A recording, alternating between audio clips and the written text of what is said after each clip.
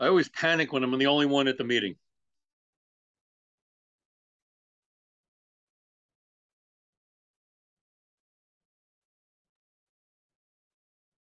There we go. Here.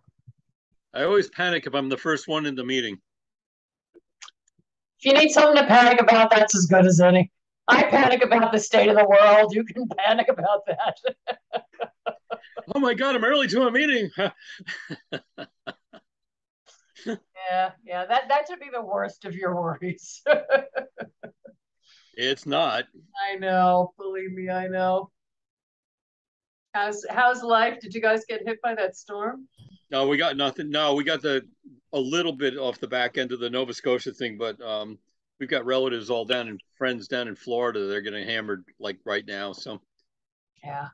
Yeah, I just got a note from Ron Bulmer, who you've met, and he was 2 days without power. They just got power back on, um, and he said there's 200,000 people in the province that still don't have electricity. wow. Yeah, yeah. So, I just keep saying, everybody told you. I mean, we said it was going to happen, and oh, look, it happened, and now everybody's going, "What the hell happened?" Keep telling people. The Hurricane Sandy was so bad. Yeah, Category 1. What are you thinking?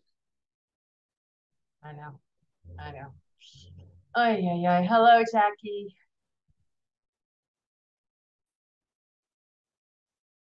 So I have, we've used your notes for so much.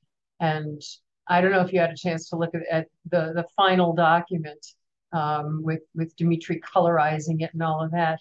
Um, I have like thanked the gods for you every day for the past week. Yeah, it's really quite a gift that you have given to all of us. Just a week, Hildy? Yeah. Well, I appreciate hearing that. Thank you. I'm into 2 months already. I know. Yeah. I mean, because I've been looking at that thing every day, all day. And yeah, pretty amazing. You see, Rachel is here, sorta, and Carl is here, sorta, and this is late for Carl, so appreciating that. I'm not sure who else is joining in today.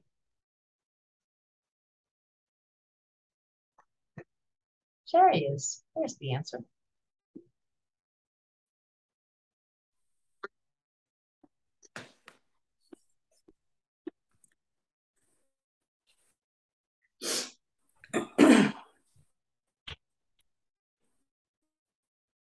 Hey, Carl. Everyone. You out of breath? Sorry, Dad's taxi service tonight.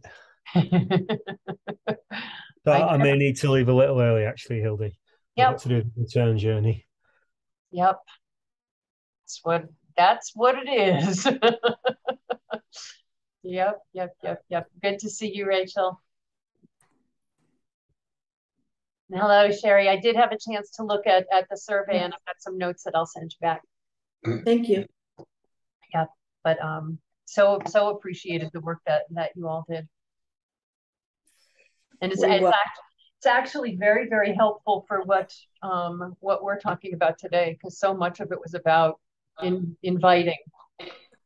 Right. So thank you. Yep. We welcome any feedback. Yep.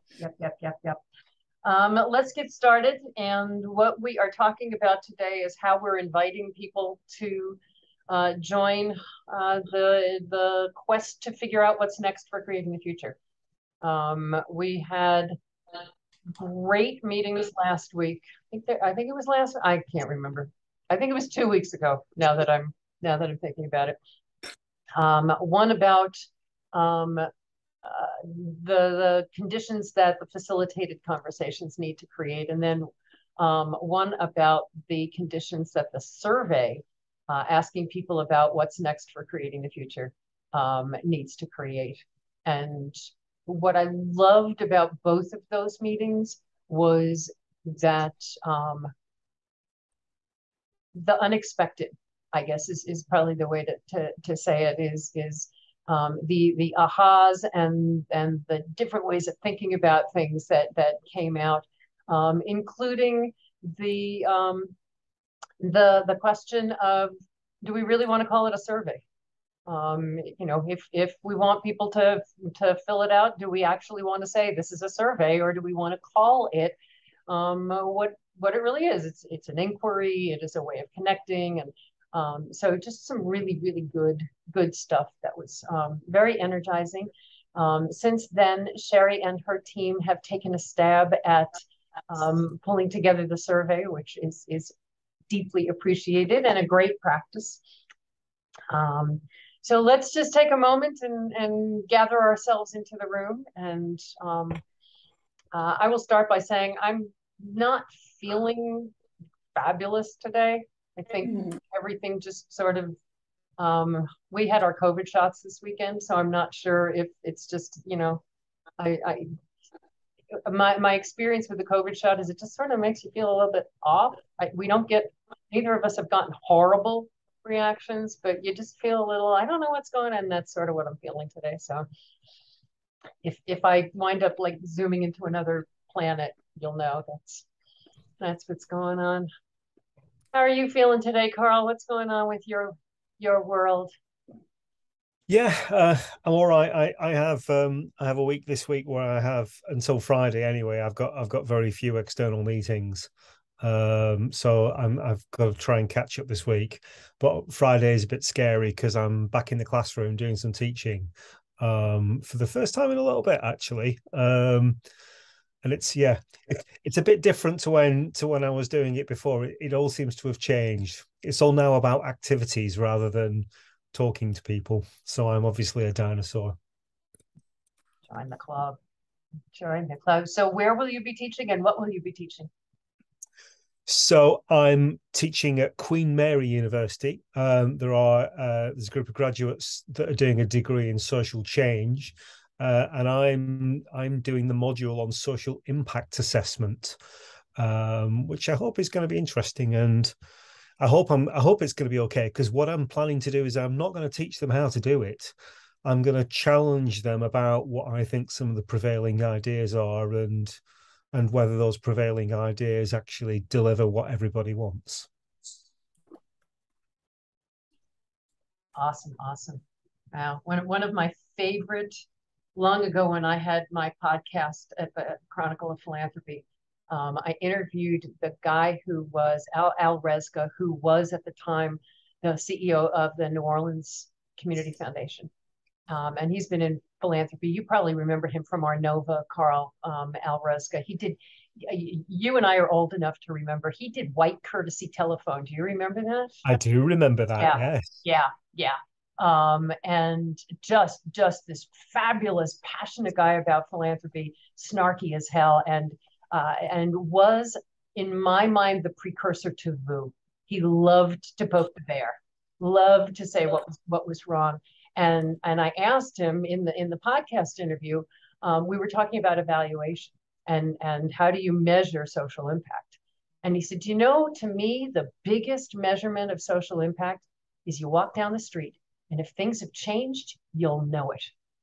And I was like, and this is the CEO of a community foundation. I'm like, yeah, okay. Yeah. That has stuck with me. So, well, good luck. This sounds exciting. How about you, Sherry? What's going on in your world? Well, there's a big hurricane coming to the Gulf Coast of Florida, and the most interesting part about that is that Rachel's there, but I'm not. I'm in the Midwest. My whole family's still back in the eye of the storm back there, so I'm feeling bad about that. But I've had, it's a lot of getting ready for something that doesn't normally turn out to be what they're saying. So let's pray that's what it is right now. But I've had a lot of being the county administrator and in local government for 30 years. I've activated 33 different times for the Gulf Coast storm. So I can just vouch for this, Rachel. Don't be alarmed. It's not even as bad as a really bad tornado from the Midwest. So everybody gets all hyped up about it, and normally it doesn't happen that way. So that's what's going on with me. Wow. Wow. And how about you, Rachel? So we are all stocked up on water and some food, non-perishable food items, and thank God we love camping because we have like little pocket rocket things of fuel that you can like cook on. So if we do lose power, we can still cook something hot to eat. Yeah, so we are prepped because like we've never had to prep for a hurricane before since this is our first year living in Florida. So I'm kind of excited, kind of nervous. I'm mostly more nervous for my cats. Like I just don't want them to be scared or anything to happen to my cats. So that's what's on my mind. Wow. Yeah, we worry about our babies first. Yep. How about you, Mark? What's going on in your world? We had a very not an old friend. What do you call it? A friend of a long time come to visit. We sent her home with a cold. Well, my wife got bronchitis, and we had her sister, my wife's sister-in-law, came up right after on an overlap, and she's got COVID. So we're having a great time right now. And she's not going back to the hurricane. So you know, Right. plus one minus one. Stay healthy. I am. I'm very grateful. I'm doing fine. I eat well, and you know, we're good. Let's hope it stays like that. How about you, Jackie? Well, very abruptly, it's fall here in Michigan. It dropped about 40 degrees overnight one day last week. So now we're in the 50s after being in the high 80s and 90s all month. So I spent this weekend decorating for fall because I felt like it was finally appropriate. Wow. More or less, Carl, that's like from 30 to 10. Yeah. Yeah. Ish. My brain in Celsius only does ish, but yeah. Wow. Well, fall is lovely, so that is pretty nice. For those who were not here, I was once again singing Jackie's praises, which I'm just going to keep doing because the document that I shared with you all really just came out of all of Jackie's freaking amazing notes. So my deep gratitude, ongoing. I sent out a note. You may not have gotten it. I just sent it an hour or so ago. I went through that big document and pulled out anything that looked like it had to do with the invitation. So if you check your email, that will be in your email. But really looked at anything that had to do with the invitation. A couple things as we start thinking about this. It was interesting in the survey meeting that we wound up talking a lot about the fact that in the who will be affected, that it wasn't just the people who take the survey and creating the future. You would think those are the two obvious ones. But also there's the people who will see the survey, maybe even leaf through and read the survey and not take the survey. So in terms of who will be touched by it, pardon me, that was a big one. To start realizing, oh, okay, this is a document people will look at. It's the same with the invitation. So what occurred to me is that as we're thinking about who will be impacted by this invitation, it's going to be anybody who sees it. It's going to clearly be creating the future, but it's going to be anybody who sees it, whether or not they decide to click and do something about it. And so as we think about what we want the invitation to make possible for those individuals, it's not just the people who are going to click. it's real obvious. What we wanted to make possible for creating the future is obviously we would love them to answer it. We'd love them to participate in helping us figure out what's next. And the survey is going to be part one in asking them, okay, what's next? Seeing who and how people may want to join in. How connected do they feel? That might be something that we want. That came out of the survey conversation as well. One of the things that we want to know from the invitation is, do they click? We'll know how connected they feel if they click an answer. And one of the other things that I loved that was really, really interesting in the survey conversation was that the invitation itself is an on-ramp to getting closer to what Creating the Future is doing. That it's literally an invitation. We were talking about the survey being an on-ramp. Oh, they can fill it out. They can put their name on it. We can say, oh, this is somebody who's more engaged. We didn't know who they were. Now we know who they are. They're more engaged. But I see the same thing with the invitation. It's an on-ramp. It's a way of saying, you can be part of this. You've let's say, read our newsletter, or you've taken one of our click and play classes. We've had no contact whatsoever with you. But this is a point of connection.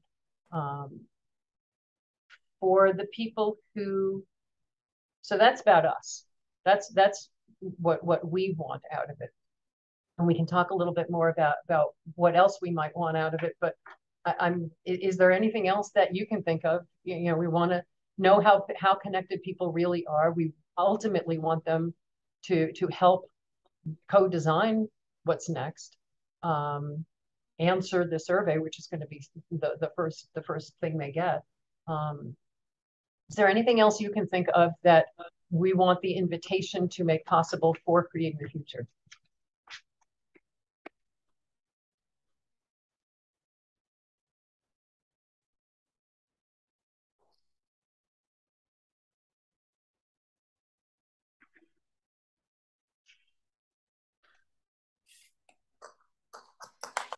Well, I obviously think we want it to be both. This is these are offsetting penalties here, I'm about to say, but both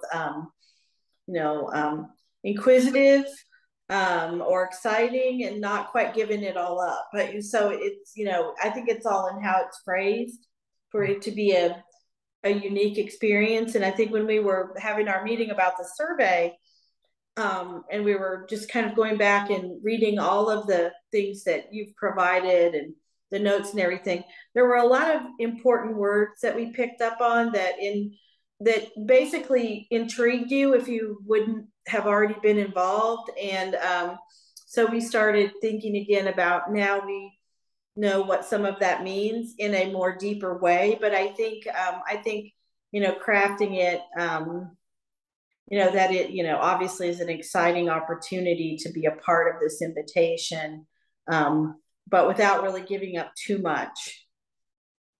Yeah. Yeah. And I think those are really, really big conditions for what needs to be in the invitation. But I think that when it comes to what we want out of it, I think really we want just people to answer. We want people to join in, that we want them to answer. And we want yet another on-ramp to participating. When I thought about what the invitation itself needs to make possible for the people who will see it, we've talked a lot about them feeling special, feeling connected, learning. There's something in there about sort of an element of surprise, because people don't ask, would you come change our organization? I don't know if you all saw the newsletter that went out over the weekend and went out this morning. We don't trust our communities to say, it's up to you. You're the ones who are benefiting. It's up to you what's next for us. And so there's a little bit of an element of, ooh, this is interesting. And again, very much like Sherry was focusing on, I think that those are sort of conditions for success of the invitation. I think there needs to be something in it that they need to, if they feel special by the invitation, if they feel truly invited, if they feel if they're learning something just from the invitation alone, if they feel connected just from the invitation alone, then woohoo. And hopefully they will respond to the survey when they see it. So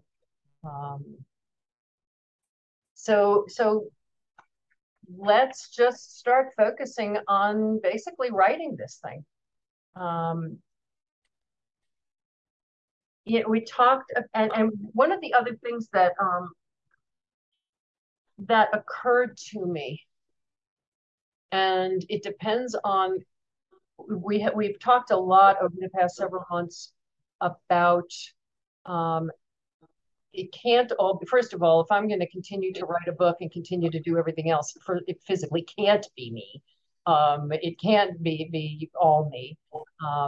If a whole bunch of people are coming together, and Carl will send to some people, Mark may send to some people, Jackie may send to some people, Justin may send to some people, that it could be whatever you're comfortable with in terms of the invitation. What I mean by that is you're going to craft it to your own words, because if it sounds canned, people will know.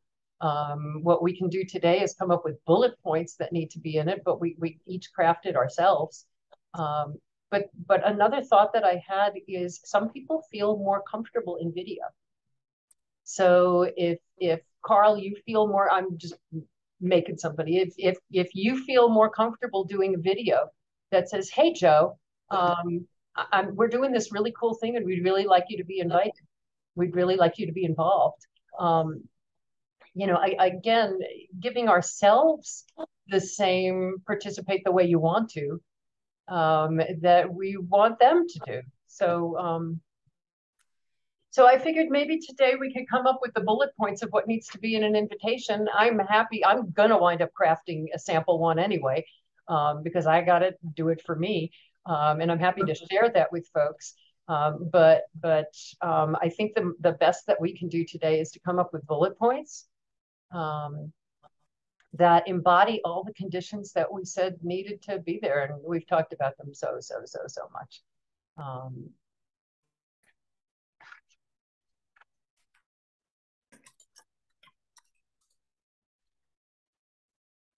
If y'all have the note that I sent out this morning, there's a bunch of things on there that could easily be bullet points in there.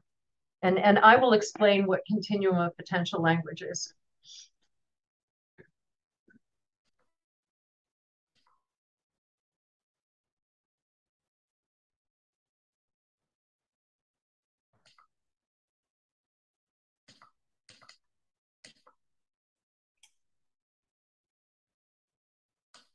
Wow, I'm circling so many things. I think the bullet points are all there. It's so funny. I think we already have it.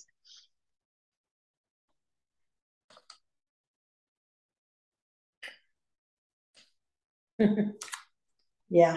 So if I, Hildy, then if I start, yeah, just to get the conversation going, the point about we're all coming together to reflect on what we've learned and to think about how we can use that to decide what comes next. And we want you to be part of that. Ooh, I love that. I love that. Ah.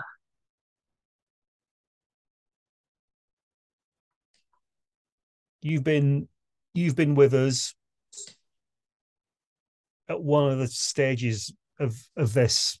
I mean, you've been on board for part of this journey, and we'd like you to sort of like join us again. Yeah. Because we think, we think you're a part of this just as well. Ooh, because you're already part of it. I love that. Yeah, yeah, yeah. We're not asking them to do something new. We're asking them to continue. I love that, Carl. And it's that thing, isn't it, that, you know, sorry to run out the cliche again, but like people will forget what you said, but they won't remember how you made them feel. So that's sort of that appealing to the sense of like it wouldn't feel right if you weren't here. Oh, oh.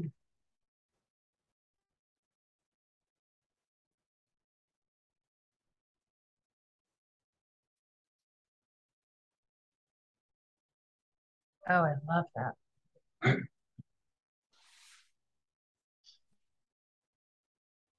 I'm so glad we record these things.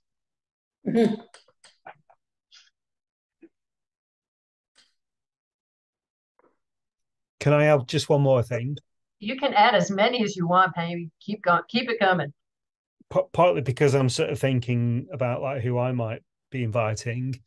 I mean, it would be nice to sort of like, I haven't seen you for ages. And like, it would be so nice to sort of like just use this as an excuse to sort of see you again and hear what you've got to say. Yeah, yeah, absolutely. Absolutely. For people that we already know, absolutely. I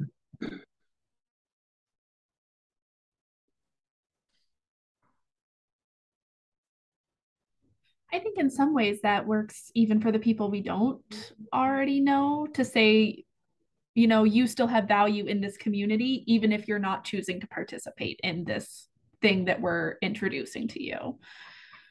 To say that, like, your value to us is not conditional upon accepting this invitation.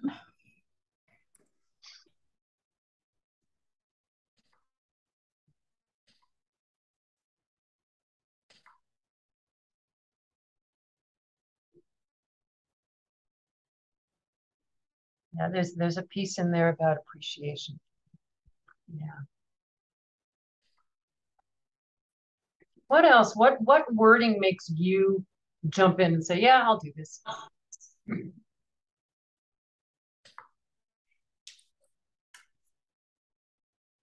So I have to share with you, and I definitely need to share it with the people who were in the survey conversation, because Farah is not here today, and she was a big part of that conversation. Elaine sent me a sample, and I forgot to send it out to y'all, of a survey that she got that is every single thing we said this one should not be. The front page of it demanded you could not get past if you did not put in your name, your email address. And then there was a checkbox that said, I want to volunteer for this organization. It was just the front page of it was so everything we talked about it not being. So yeah. What is wording that would make you say, yeah, this sounds interesting? I'm reminded that coercion is not cooperation. There's no play. They're mutually exclusive, right? Yeah. Yeah.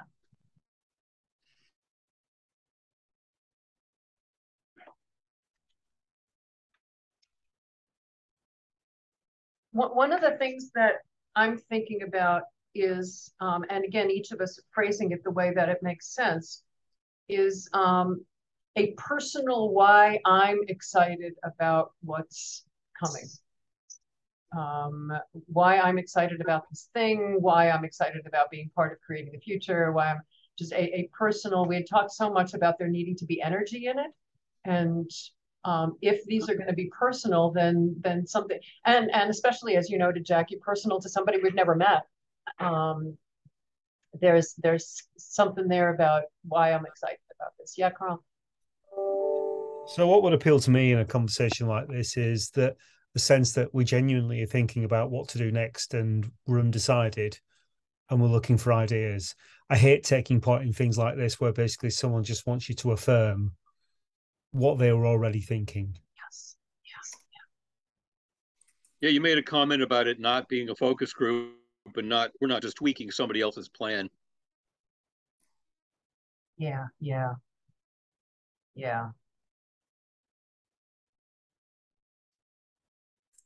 Yeah, so often I mean, especially governments, government focus groups and public participation. We've already decided where the road is going and we really don't care what you think. But we legally have to have a group, so come on. Yeah, I think that's really important, Carl.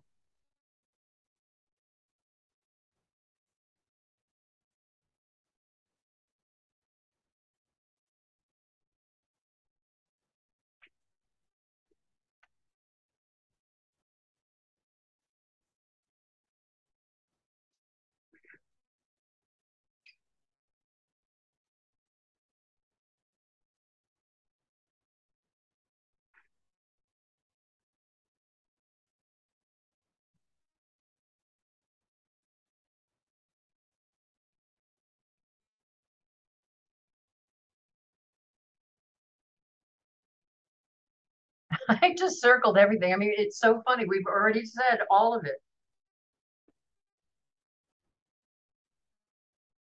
It's true.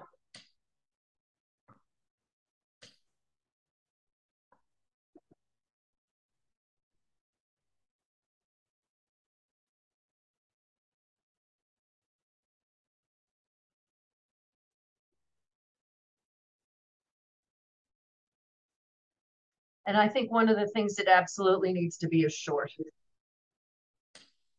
So whatever we do, it can't go on and on. It needs, 2 paragraphs, that's it.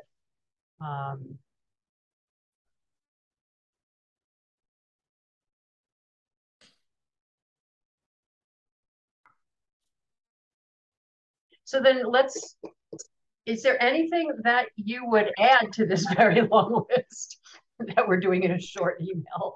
I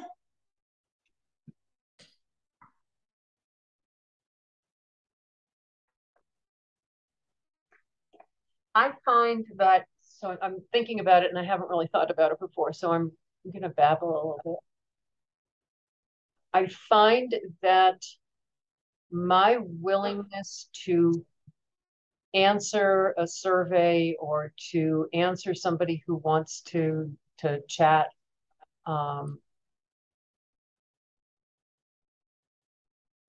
it's almost bifurcated if I know them and care or I don't. So we went on holiday for a week, stayed at a couple of different hotels, and I just keep getting surveys from each hotel. We're still working on the damn bathroom, and every time we go to Lowe's wants to know, Home Depot wants to know, how was your experience? My willingness to answer, yeah. If I know somebody though, or I respect somebody, then I'll at least look at it. And so I think that there needs to be some connection, and I think it's not just if I know them, but if I respect them. So if it's I just took a survey today. And they said, this is a 1-question survey. And I said, yep, I'll do it. So, I mean, I'm getting what you're saying is they were very clear. Wow, wow, wow, wow, wow.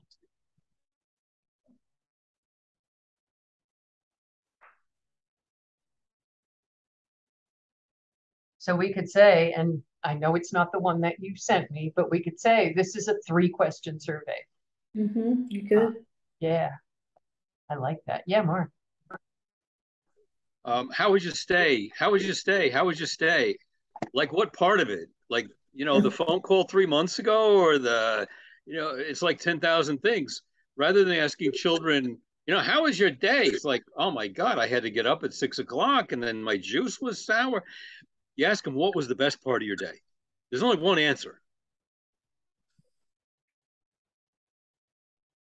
Yeah.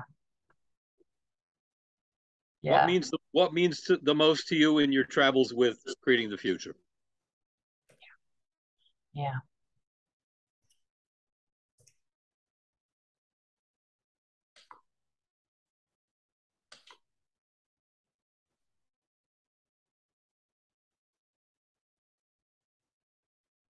It's a great survey question. How was the juice? That too. That too. Yeah.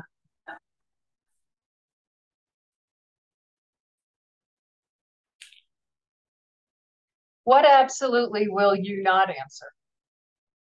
What survey are you like? Yeah. I mean, aside from the one from Home Depot, which I just.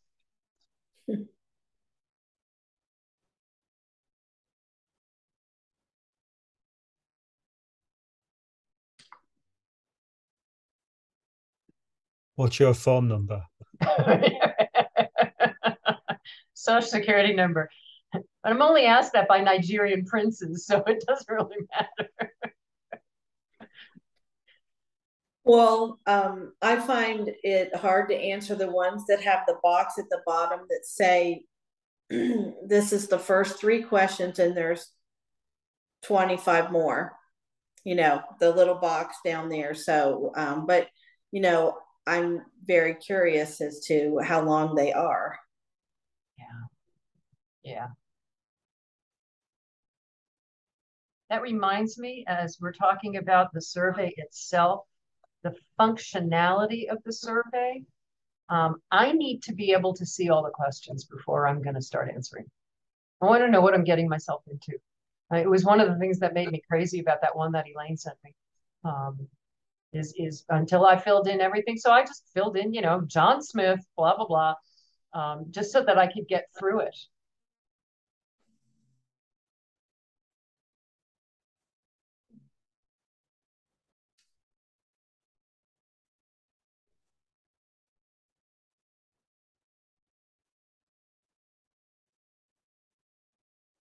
Yeah, I think for me, I have to care.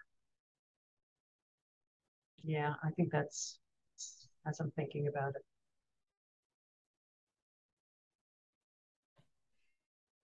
Sometimes it depends on when you get it, right? During the day. And many times if you're not going to be able to, the ease of which to do it and the completion does sometimes matter about it's a short, this is, you know, 3 questions. But if you move on, you don't come back. Yeah. Yeah, absolutely. I was also thinking as I was reading through the you know, and this list that I sent this morning is not my list. This is gleaned out of all the stuff that we've talked about over the past several months. But there was one in here about it not being salesy. I don't remember where.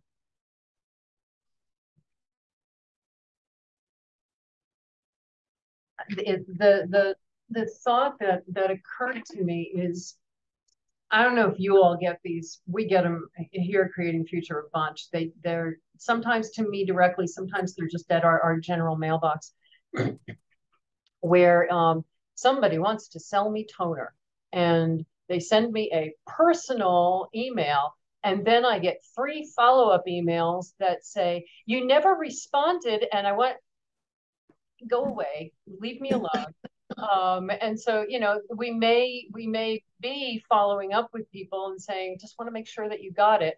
Whatever we're doing it as we would do with a friend, and not with aggressive sales bullshit.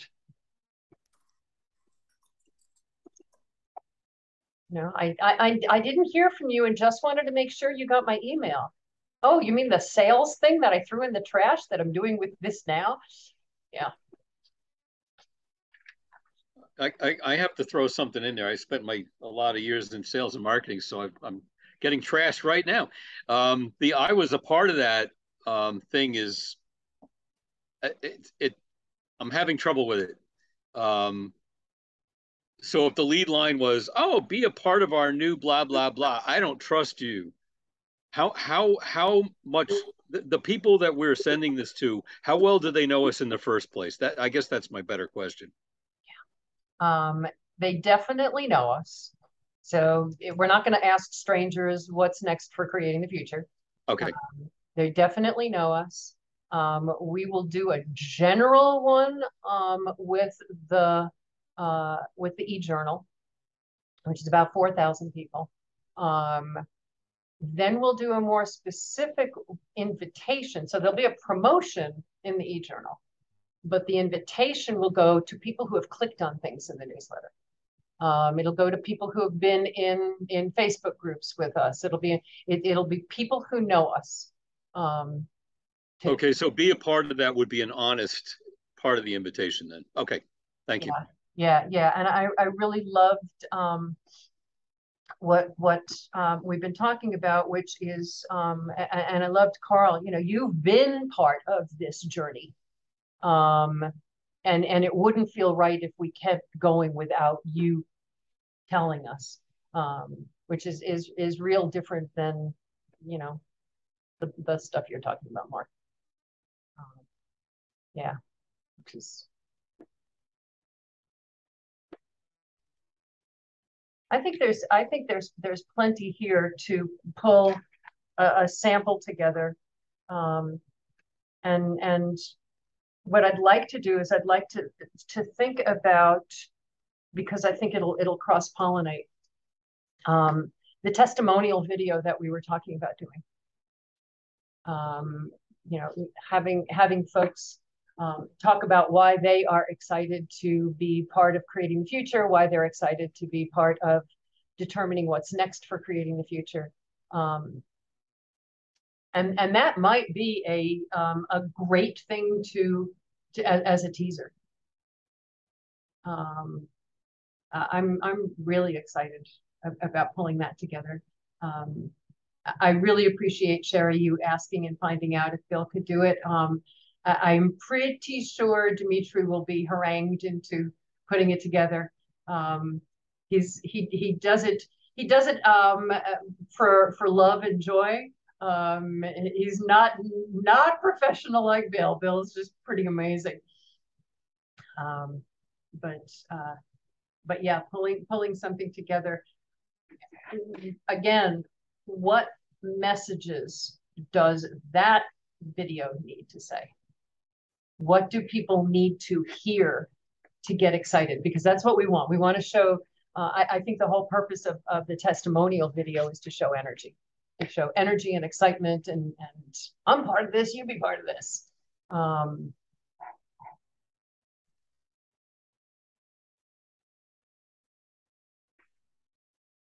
Who do people need to see?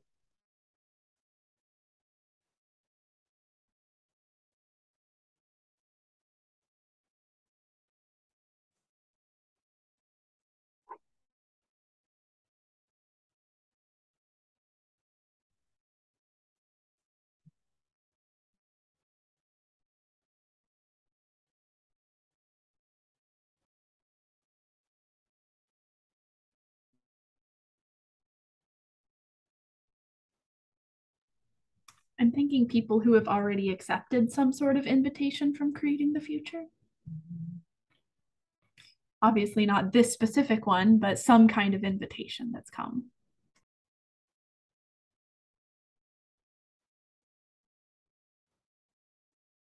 Oh, yeah.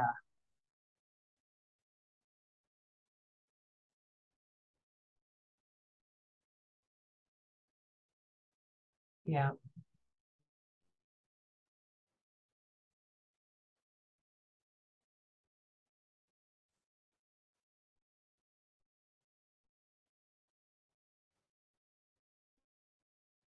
One of the things that we talked about early on is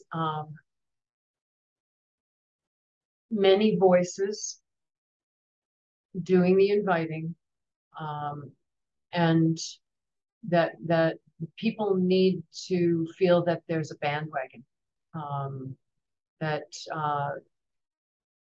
come join Joe and Mary and Susie and whomever, who are part of this.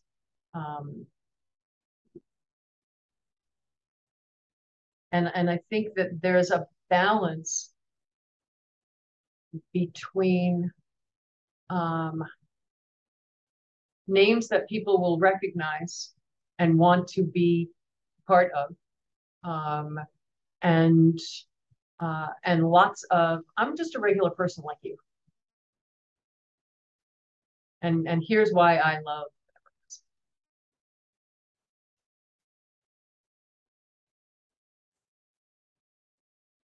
And I think that you've really hit something there, Jackie, in terms of those are the regular people.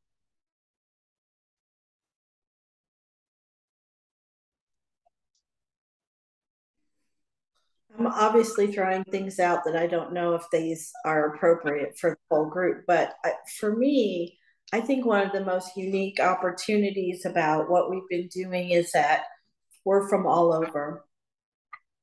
We're it's not like I'm just talking to the people I see every day in my community.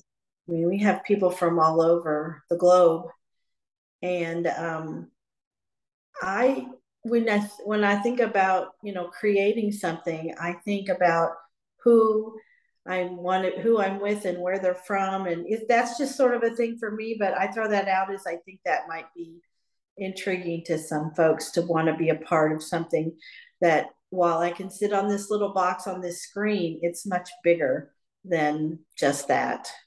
Yeah, I like that. I like that.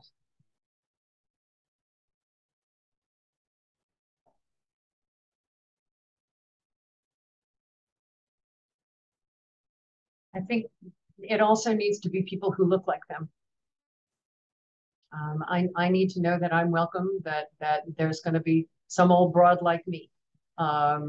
Somebody needs to see somebody young. Somebody needs to see somebody Black. Somebody needs to see somebody gay. I mean, just, I think we need to see each other in that. I mean, we see over and over and over again that representation matters. Of course, we would never think to have a Little Mermaid. Just shoot me. Not even gonna go there.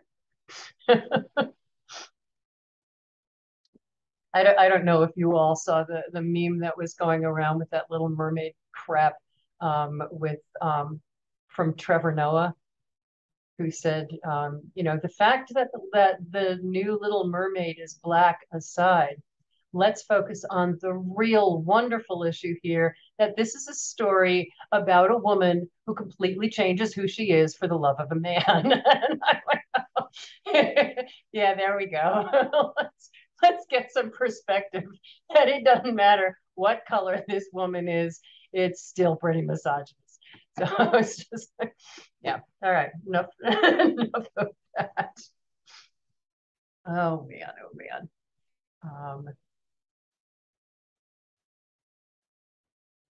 What, and maybe it's just pulling some of these key, what do people need to say? I mean, it needs to be like a single line.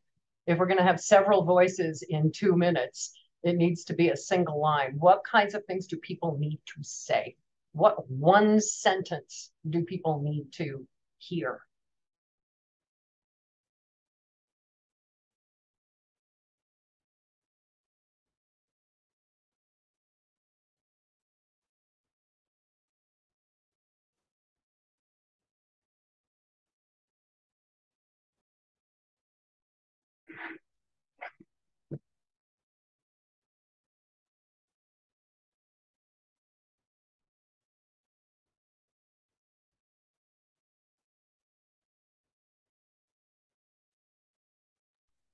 I almost feel like saying, we need your help, full stop. Join us, full stop. You'll have a blooming good time. You're on.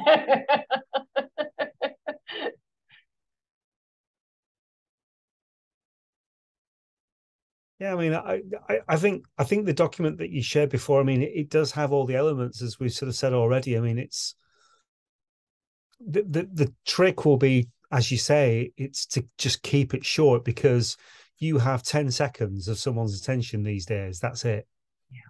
Yeah. Oh yeah. Yeah, I'm seeing, Sherry, that I'm part of creating that can be like, something at the end where it's ding, ding, ding, ding, ding, ding, several people saying it. Yeah, I like that. I like that.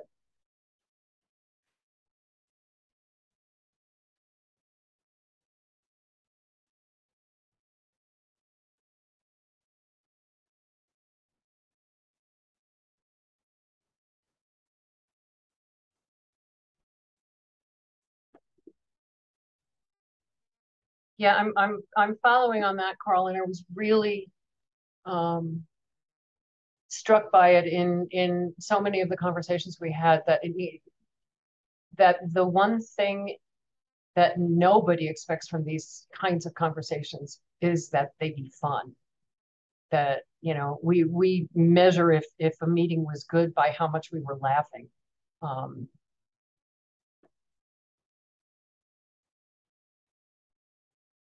Sorry, Hildy, just before the thought escapes me, I'm intrigued by Sherry's point about I'm part of creating the future. I almost feel like we want a wall of pictures that has, I mean, all of our sort of like little like headshots in, and then the headline is "We are creating the future." And but it also includes on that wall of pictures. I mean, if we ideally like people that are past members or have been contributors in the past, and you know, just create that sense that we've said before about us and us. Yeah, yeah.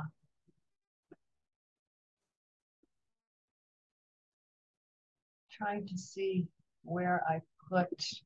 Maybe it's in another. Let me see if I can find it.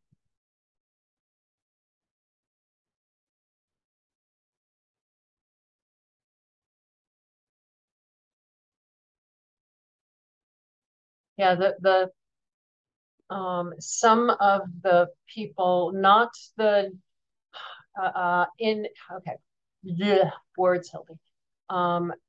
The people we will be inviting include people who click on the newsletter. So not just here, we'll do a promotion to the newsletter list in general, but very specifically to people who take an action and click on things. The people in the Facebook group for consultants. We'll do a promotional thing to the Facebook group, the general Facebook group that we have, but not an invite. People who have taken our click and play classes, donors, and donors are past and present. So if someone has donated in the past, you know, not if it was 10 years ago, but board members in the past. So all of our past board members, volunteers, past and present, project partners. So anytime we did a demonstration project, for instance, in Nevada, and there were a lot of people involved in that who stay connected. People who were both fellows and students, and interestingly, some of you know that I did a research inquiry for about 2 years that led to the article that was in Nonprofit Quarterly at the beginning of this year about the state of the social change ecosystem. And I probably talked to 100 people, and they were not people, I mean, they were just, you know, I talked to one person and said, who else should I talk to about the state of the ecosystem? And they sent me to somebody, and they sent me to somebody. These are not people who are at all involved in creating the future, but they knew that we were doing this one tiny thing. So it really was a brainstorm, a brain dump on my part of who are the various kinds of people, categories of people that whose lives have been touched in some way by creating the future. It could be just we had one conversation a year ago about this one project, or they could have been on the board for 3 years.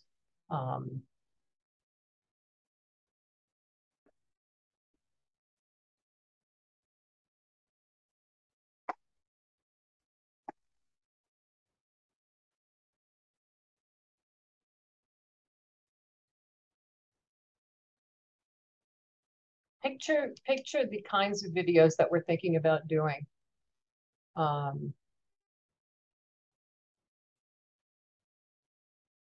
What intrigues you when you see it in those kinds of videos?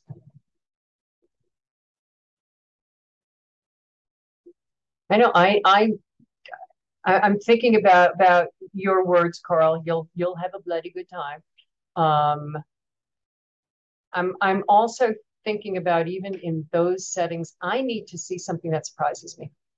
I need to see for me personally, I'm intrigued when something it surprises me. I didn't expect that, or an aha.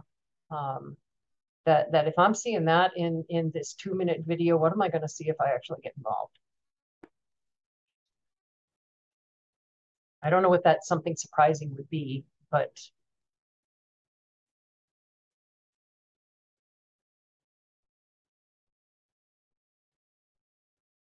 and it could be just something like where else are people asking me what's next about their organization? Something like that. I wonder if it's as simple as, why are you accepting this invitation? Why are you saying yes to this? To whoever is the person you're asking. And you'll get those different answers based on what they're saying, different things for people to resonate with, and maybe those surprising ones of, because this is pretty fun actually, or whatever it might be. Yeah. I love that. Yep.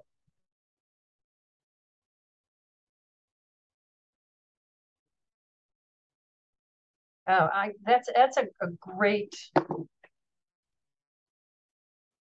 I think that's great. I think asking the people, coming up with our list of who do we want to be in it, asking them, come up with one sentence about why you're saying yes. I love that, Jackie. Which I think could embody all of what we're saying here.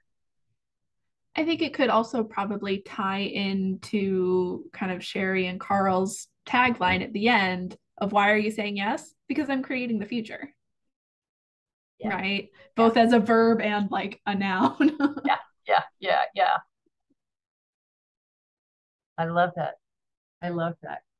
I've always wished that we could come up with a and we have been asked by several people who have been very involved in creating the future to come up with sort of the equivalent of Lady Gaga's got her little monsters, how people self-identify as part of, if somebody says, I'm one of the little monsters, that they're Lady Gaga freaks. Coming up with a self-identifying moniker. People have asked us, Mark Friesen has asked us so many times, we need to come up with a label, and I don't know what it is.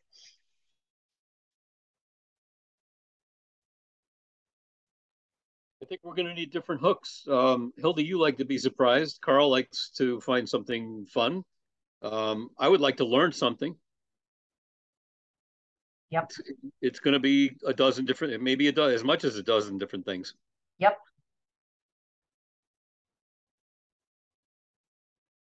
Having an impact on your community, or being seen as a resource. Yeah.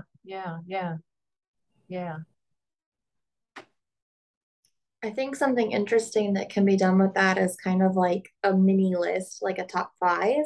That's something we've done at Patterson to get people excited to come to something or interested to come to something. And I think having like a top 5 of different things that can appeal to everyone would be great. Yeah. And I love the personal, moving it from here's what you'll get to here's what I get. When you mentioned that, Mark, the comment that went through my head was, I learn something every time I'm part of creating the future. She frozen? Am I? No, you all look frozen. Let me see if I can. Are we back? Okay. There we go. I did get a note from our internet provider that a week from now they were going to be turning off our service in the middle of the night for 4 hours. So maybe they decided to do it now. Thinking about instead of here's what you'll get, here's what I get. Why I'm saying yes to this invitation is because I learn something every time I'm part of creating the future. Why I'm saying yes to this is every time I'm part of creating the future, I'm laughing and having a good time. Every time there's something very I rather than you.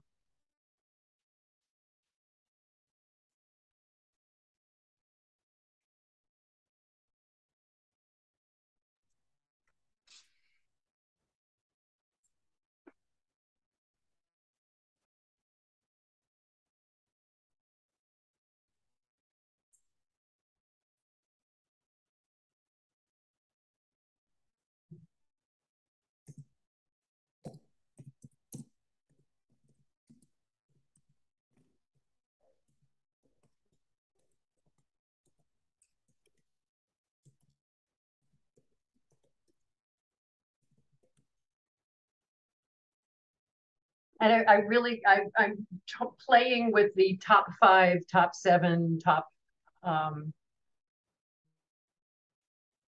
as a title for it, and people just spitballing what they come up with, and we could put number 1 next to Rachel says blah blah blah, and that's number 1, and Mark says that's number 2, and that becomes our top 7. That's whatever we have time for.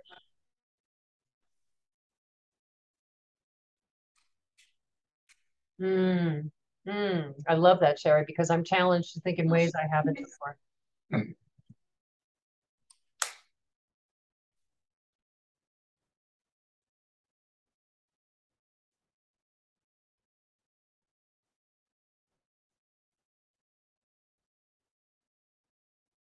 And I think you're right, Jackie. I think people will come up with what it means to them.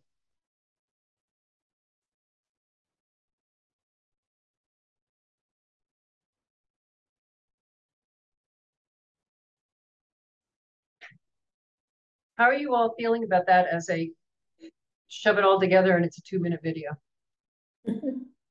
Good. Yeah. Mm-hmm. Yeah, it feels like there's energy there. I don't think we'd have 2 minutes though, Hildy. I think seriously, people's attention span is so short. It's got to be really quick. Well, if they stay the whole 2 minutes, great. We'll load the best ones into the front, which will obviously be you, Carl.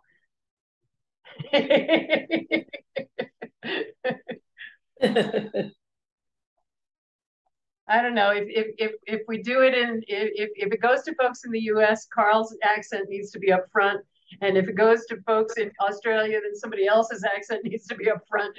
We need to.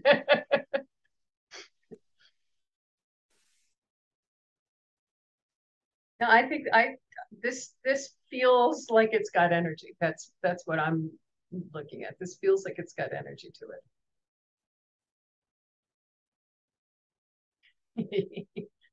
Not quite, honey.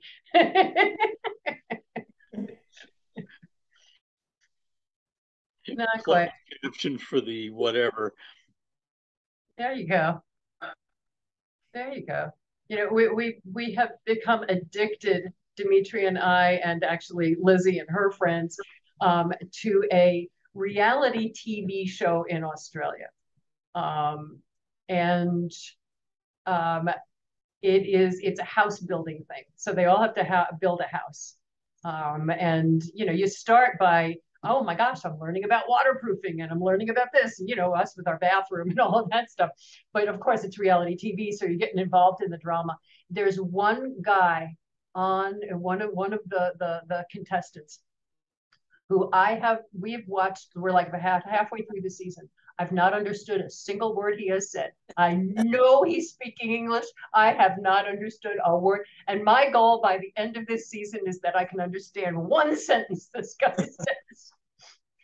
He's talking, I no clue. So it is some deep Aussie something that yeah, I don't know. I think how is all of this feeling to you guys? Does this feel done? Does this feel like we're missing something? Talk to me.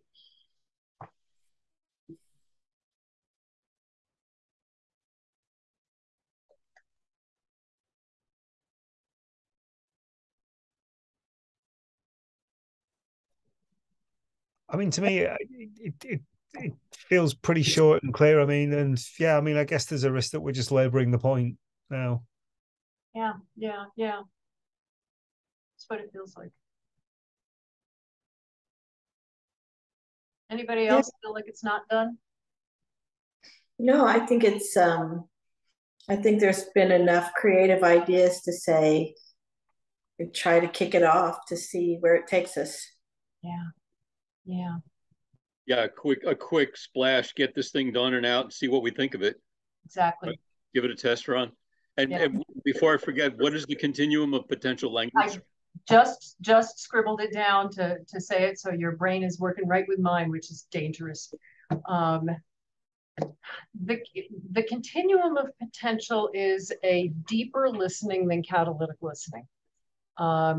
Its history was way back in the day when we very first started teaching this, before we even called it catalytic thinking, back way. And we were only teaching it to consultants at that time. This is 2009.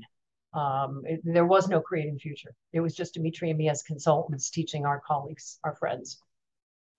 And they kept asking, what do you do when a group is not ready for this? And it kept bothering me because there's so much judgment in that you're not ready for what I think you should be ready for. And what I realized is if somebody's picking up the phone to call a consultant, they're ready for something. They may not be as brilliant as you think they should be, but that's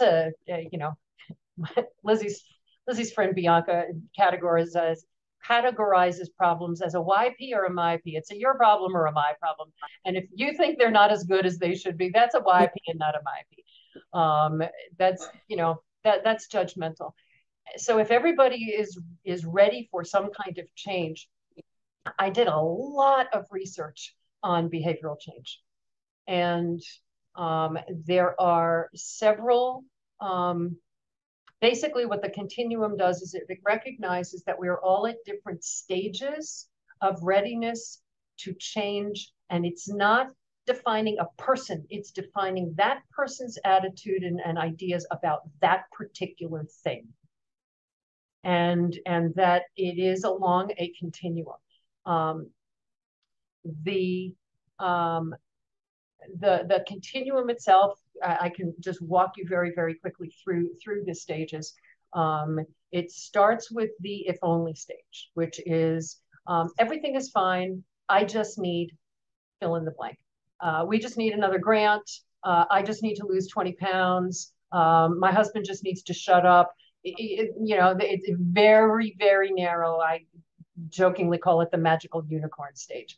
And usually it is external. So we're fine. Everything is great. I just need this. And it's probably from somebody else. The second stage in that is a frustrated, stuck stage. Basically, they've tried all those if onlys. Nothing has worked. So it's easy in this group to use a grant. If only we had more grants. In that second stage, they have been getting grants. They're still not stable. And they go into the, we've tried everything and nothing works. A very stuck place. The way out of that is just this tiny little crack of something tweaks them and they're curious. So they move from that into, I'll try something. And it's very narrow and it's very discreet. They may read an article. These are people who will suddenly say, you know what? People may have been leaving articles about micromanagement on their desk for 20 years. And suddenly they'll look up and they'll say, I was reading this article on micromanagement the other day, and I'm seeing a lot of stuff about micromanagement. They've just opened their eyes just a little bit. They're willing to put a toe in, but they're not there. The fourth stage in that is they'll dive in. Is they've read enough articles or they read a book, and now suddenly they're plunking down $2,500 to take a class. And it's that fast. And from there, they're practicing it, they're playing with it, they're doing it, and then finally it becomes something they be. I am this. So and then the next stage in that is I want to share this with everybody. Shit, I don't know how to do that. If only I had, and you just wind up right back at the beginning again. But what we've found is that there are language, if we're going to talk about meeting people where they are at different points all along that continuum. So some of the people are going to be in that if only stage. Some of those people are going to be in the nothing ever changes. I don't know why the hell we're doing this stage. Some of them are going to be willing to put a toe in. Some of them are like, oh my God, you guys are doing this. This is awesome. How can I be part of it? And so on. And there are language cues and behavioral cues for every one of those stages. And I spent a lot of time researching and thinking and talking to psychologists about the difference. One of the most interesting looks at that is by a guy, a clinical psychologist by the name of James Prochaska and some of his colleagues. And about 20 years ago, he was hired by the state of California to answer the question, why do smoking cessation programs work for some people and not work for others? And what they found is that people are at different places along a continuum of being ready to change. And that if you've gone through the thinking, and what he found is that you can't skip stages, that has to be sequential. And so if you've gone through the thinking of well, I was thinking about quitting smoking, what would I have to do to quit smoking, and really have done that pre-thinking, and you have a heart attack and you wind up in the emergency room, you quit smoking and you have a good chance of staying off of it. If you have not done all of that, you get into the emergency room, you have a conversation with God, and you promise to stop smoking. There's a very good chance, if you have not gone through that you will revert and you'll start smoking again. And so the psychological, the research base of this, we just applied it to any behavioral change. But what we found is that there are language cues. And so when I am speaking to a group, I make sure I am speaking to everybody. And so it may sound, and I might do it in a sentence. I'm talking for an hour, and this may come out of my mouth in maybe 1 minute. And it sounds something like, I know that some of you are thinking that that this is so exciting. I can't wait to dive into this. And some of you are thinking, well, if I had a little bit more time, maybe I could. And I know that some of you are probably thinking, this sounds interesting. I'm willing to hear about it. And I also know that some of you are thinking, this is crap. None of this ever works. And I promise in this next hour, we're going to talk about all of that. And everybody, the first time I did that in a speech, everybody who came up to me afterwards said, are you living in my organization? I can't believe, I thought you were talking directly to me. And the difference was every one of them was at a different stage. Just because I acknowledged through the language that we've been studying, that I acknowledged in that speech the words that they were thinking.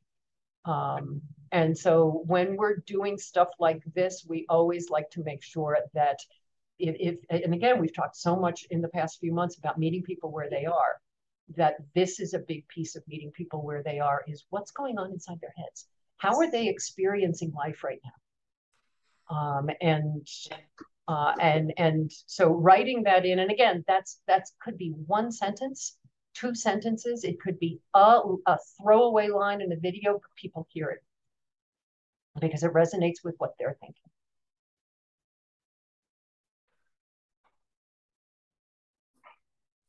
It's fascinating stuff. We do, if any of you are interested, we do a click and play class that is about an hour.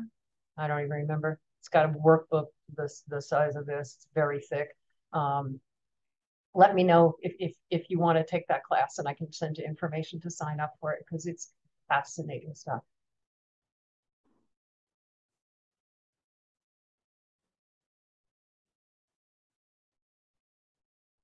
I think we're good.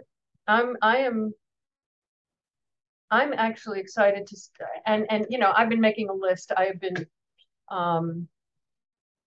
I will, I've been making a list of people. I've been creating a database, starting to get email addresses together, of people that I want to send to. I've been playing with an invitation in my head. And so I'm excited to take a stab at this. Does anybody want to, what I'd like to be able to do is send whatever I draft to all of you and you all play with it. Because like I said, I've been writing this in my head and you guys have come up with a lot better stuff than I did. I'm happy to help wordsmith something, but I'm probably the worst person to do a video. I don't think so, but nobody else I know can say, you'll have a bloody good time and sound like you, Carl.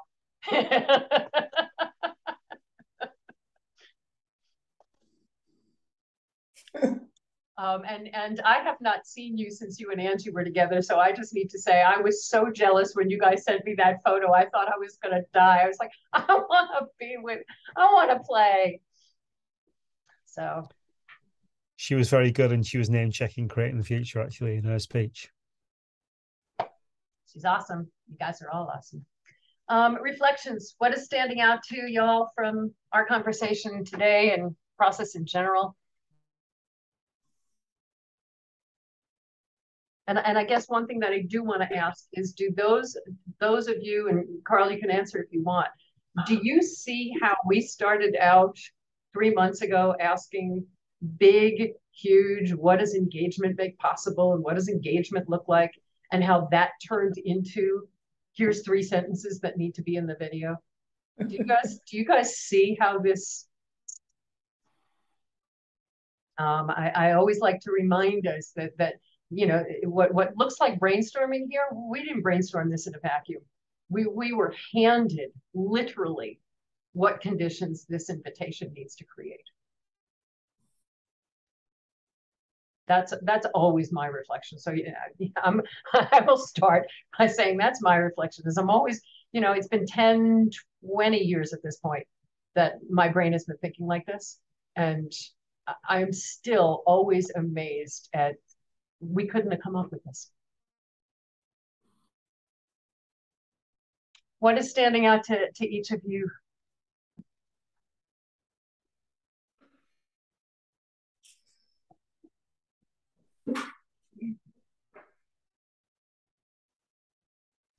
Well, following on from that, I guess for me, it's the fact that a lot of work's been done already, and sometimes you don't quite see it at the time when you're in the middle of it all, when you're contributing to it, and sometimes it does feel like, you know, this is taking a long time and we're going around in circles and so on. But I mean, I think what you've produced in advance of today hopefully will mean that the task that we're just going to finish after this meeting should be relatively straightforward. Yeah. Feeling relief that something concrete, we actually came up with something concrete. Yeah. Yeah. We lost Rachel. Oh. How about you, Jackie? What's standing out to you? I think the thing that's standing out to me is how much energy what we came up with has, and how it just feels right, and that really comes down to all the work we did in advance, but that it still feels good when we get there. Yeah.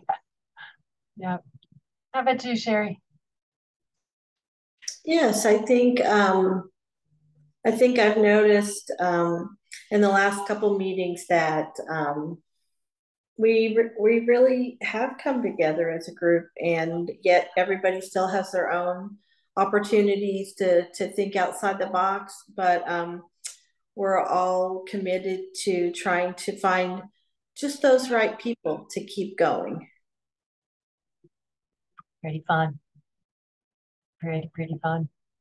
I am so grateful to you all. That's mostly what I'm feeling is there's just been the past couple of weeks have been all logistical meetings and the brain sparking, brilliant language, great ideas that I know that if any one of us was sitting alone in a room, because how often does that shit happen? Where okay, Jackie, go write an invitation, and you're sitting alone in a room going, that just sparking off what you said, Sherry, just the power of sparking off of each other is pretty remarkable, and we've come up with some pretty cool stuff. So thank you, and I'm deeply grateful for having spent the time together. Thank you. You all have a wonderful rest of your day. And Carl, thank you for staying up late with us. Thanks, Carl. Good to see you all. Bye, Bye, everybody. Thank you. See ya.